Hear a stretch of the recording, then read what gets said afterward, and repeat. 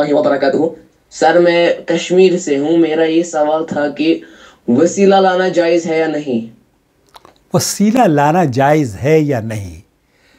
यहाँ दोस्तों, भाई और बहनों, ये बात काबिले थोड़ी सी तफसील तलब है। अब बहुत सारे लोगों का ख्याल ये है कि जो सलफ़ी होते हैं, जो अहले हदीस होते हैं, जिनको आप न जाने किन किन अलक़ाब और नामों से नवाजते हैं, लोग ये कहते हैं कि वसीले के वो कायल नहीं हैं। हालांकि ये बात दुरुस्त नहीं है। अहले हदीस, सलफ़ी, उलमा और मशाइख अहले हदीस हों या सऊदी अरब के किबार उलमा हों, वो कुल्ली तौर पर नफ़ी नहीं करते तवस्सुल की। अलबत्ता उसकी दो शक्लें हैं। एक तो जायज़ शक्ल है और एक है शिरकिया या नाजायज़ शक्ल, जिसको आप की खिदमत में बहुत ही इख्तिसार से पेश कर रहा हूँ, जो समाहत शेख अब्दुल अज़ीज़ बिन बाज़ मुफ्ती ममलकत सऊदी अरब से पूछा गया। चलिए उन्हीं की आवाज़ आपकी खिदमत में। क्या सवाल पूछा जा रहा है? हम ये जानना चाहते हैं वसीला क्या है, और वसीले को क्या अमवात जो बुज़ुर्गान दीन हैं या नबी करीम सल्लल्लाहु अलैहि वसल्लम हैं या औलिया अल्लाह हैं, उनके तवस्सुल से दुआएं मांगी जा सकती हैं? और क्या ज़िंदा लोगों से भी वसीला लिया जा सकता है? सबसे बुनियादी बात शेख बिन बाज़ ने फरमाया कि वसीला हम किसी ऐसी बात को आपके साथ कभी भी शेयर नहीं करेंगे जो आपको गुमराही की तरफ लेकर जाए। मैं नूर टीवी चैनल हमेशा आपको बहुत आसान ज़ुबान में समझाने की कोशिश करता है। अल्लाह और उसके रसूल की इताअत और फर्माबरदारी ही दरअसल वसीला है। यूँ कि अल्लाह रब्बुल आलमीन कुरान करीम में फरमाता है, या अय्युहल्लज़ीना आमनू तक़ू, अल्लाह से अल्लाह का तक़वा इख्तियार करो। और वसीले की अल्लाह रब्बुल आलमीन ने वसीला अख़ज़ करने की तलक़ीन फरमाई है, हुक्म दिया है। यहाँ जो जिस वसीले को अल्लाह रब्बुल आलमीन ने फरमाया है ना, वो अल्लाह ताला की इताअत और फर्माबरदारी है। और अहले इल्म ने इसी का तज़किरा किया है। अहले इल्म ने इसको यही कहा है कि ये अल्लाह की इताअत और उसके रसूल की इताअत और फर्माबरदारी है।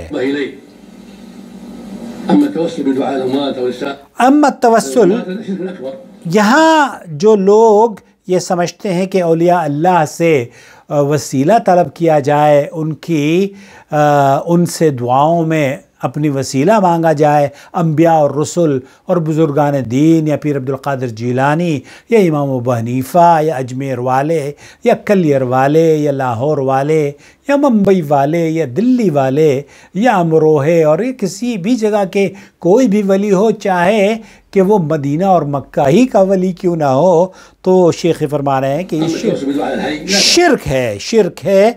और इस तर्ज पर अगर कोई फौत शुदा से अपनी हाजत तलब करता है या उसका वसीला लेता है तो ये जायज़ नहीं है। आप अगर कोई आदमी ज़िंदा मुसलमानों के उलमा और मशाइख से वसीला तलब करता है और कहता है कि आप हमारे लिए दुआ फरमा दीजिए, हमारे लिए बेहतरी हो जाए, अल्लाह रब्बुल आलमीन की नेमतें हम पर बरसने लगें और हमारी परेशानियां दूर हो जाएं, तो शेख बिन बाज़ फरमाते हैं ला बअस, फिर इसमें कोई हर्ज नहीं है, ये शिर्क नहीं है। जिंदों से वसीला तलब करना, जिंदों से दुआ करवाना, जिंदों के पास चल कर जाना कोई हर्ज नहीं है, ये मतलूब है। आप अलैहिस्सलाम के अय्याम में भी सहाबा नबी करीम सल्लल्लाहु अलैहि वसल्लम से अपनी हाजत तलब करने के लिए दुआ की दरख्वास्त किया करते थे। और आप ला बस हई, जो ज़िंदा है उसकी आप मदद ले सकते हैं, उससे कर्ज़ भी ले सकते हैं, उसको कर्ज़ दे भी सकते हैं اور اس سے مدد بھی لے سکتے ہیں۔ ایک مرتبہ کسی خاتون نے مجھ سے کہا کہ ہمیں تو ڈاکٹر اسرار صاحب نے کہا کہ بار بار کسی چیز کو کسی سے کہنا بھی شرک ہے۔ اعوذ باللہ، بھی ایک شرک پتہ نہیں ڈاکٹر صاحب نے کہاں سے سمجھ لیا ہے کہ زندہ آدمی سے اگر کوئی مطالبہ کرتا ہے کسی چیز کا اور وہ بار بار کرتا ہے تو یہ شرک کہاں سے ہو گیا؟ اعوذ باللہ۔ بہرحال یہاں اموات کا نہیں ہے، اموات سے توسل حاصل کرنا، اموات سے استغاثہ اور مدد طلب کرنا، یہ تو شرک اکبر ہے، اور اس سے اللہ تعالی ہم سب کو بچائے۔ یہ اس کی جو دو شکلیں ہیں، ایک تو شکل یہ ہے کہ یہ اگر آپ انبیاء اور رسل سے، پیران پیر سے اور بزرگان دین کی قبروں پر جا کر کہتے ہیں کہ ہماری حاجت طلب کیجئے، ہم آپ سے مانگ رہے ہیں، ہمارے بگڑے ہوئے کام بنا دیجئے، تو یہ شرک ہے۔ جیسے کہ نبی کریم صلی اللہ علیہ وسلم سے بھی لوگ کہتے ہیں یا رسول اللہ انظر حالنا، یا حبیب اللہ اسمع قالنا، اننی فی بحر غم مغرق خذ بید ساحل لنا اشکالنا۔ تو اس طرح کے اشعار ہم جب ایام جاہلیت میں تھے ہمیں یاد تھے، تو ہم نبی سے جب مدد طلب کر رہے ہیں ہمارے حال پہ بہتری ہم پر نظر کرم فرمائیے، ہماری کشتی کو ڈوبنے سے بچائیے، تو یہ شرک ہے، شرک اکبر ہے۔ البتہ جو نبی کریم صلی اللہ علیہ وسلم دعاؤں میں یہ وسیلہ کرتا ہے کہ اللہ کے رسول کے وسیلے سے ہماری حاجت طلب، ہماری فلاں کام میں آسانی ہو جائے، بچے کی پڑھائی ہو جائے، شادی ہو جائے، وغیرہ وغیرہ، تو یہ شیخ فرما رہے ہیں کہ یہ شرک نہیں ہے بلکہ یہ بدعت ہے۔ اس کو سمجھنے کی کوشش کیجئے کہ ہم اہل حدیث علماء اور مشائخ اس بات کے قائل ہیں کہ وسیلے کی جو جائز شکل ہے زندوں سے وسیلہ طلب کرنا، اس میں کسی بھی اہل علم نے اختلاف نہیں کیا ہے۔ جہاں ممانعت ہے، جو شرک ہے، وہ انبیاء اور رسل اور بزرگان دین سے جو فوت شدہ ہیں، جن کا انتقال ہو چکا ہے، جس دنیا سے جا چکے ہیں، ان سے مدد طلب کرنا یہ شرک ہے۔ اور ایسا کبھی نہیں ہوا۔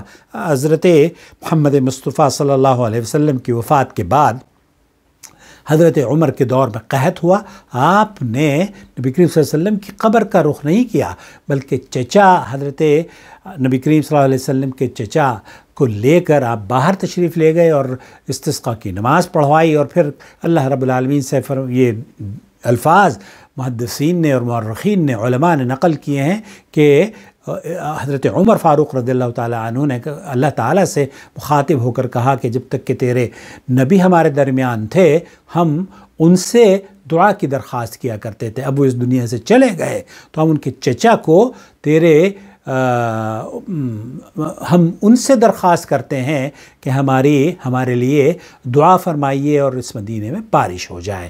تو اس طریقے سے حضرت عباس ہوں یا اس کے بعد بھی کوئی بھی صالح اگر شخص ہے تو آپ اس سے دعا کی درخواست کر سکتے ہیں، لیکن نبی کریم صلی اللہ علیہ وسلم کے صحابی مدینہ میں ہوتے ہوئے مدینے میں قبر کا رخ نہیں کیا، بلکہ مدینے سے باہر لوگوں کو لے گئے اور وہاں پر جا کر نماز پڑھی، اور لوگوں کو قیامت تک مسلمانوں کو یہ بات باور کرا دی کہ جو اس دنیا میں نہیں ہے ہم اس سے نہیں مانگتے، ہم صرف مانگتے ہیں تو اپنے رب سے مانگتے ہیں، اور زندوں سے بھی اگر ہم دعا کی درخواست کرتے ہیں تو ان سے، وہ جو زندہ ہیں ان سے دعا کی درخواست کرتے ہیں۔ تو شیخ عبدالعزیز بن باز بھی یہی فرما رہے ہیں۔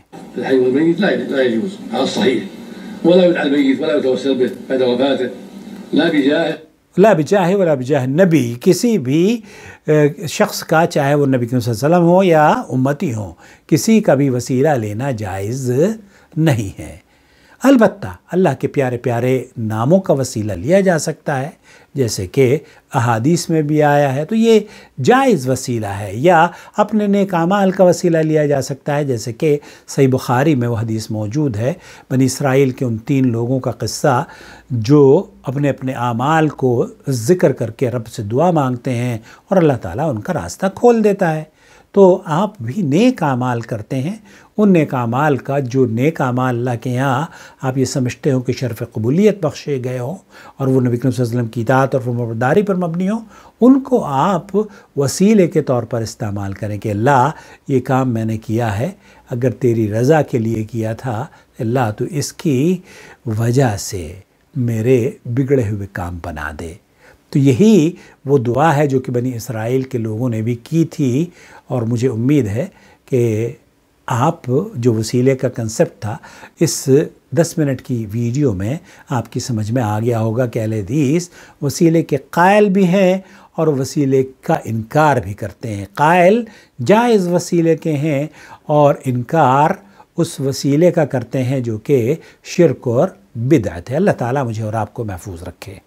السلام علیکم ورحمۃ اللہ وبرکاتہ۔ چینل سبسکرائب کر لیجئے اگر ابھی تک آپ نے سبسکرائب نہیں کیا ہے، اور اپنی رائے ضرور دیجئے کمنٹس میں ہمیں، تاکہ ہم امپروو کر سکیں۔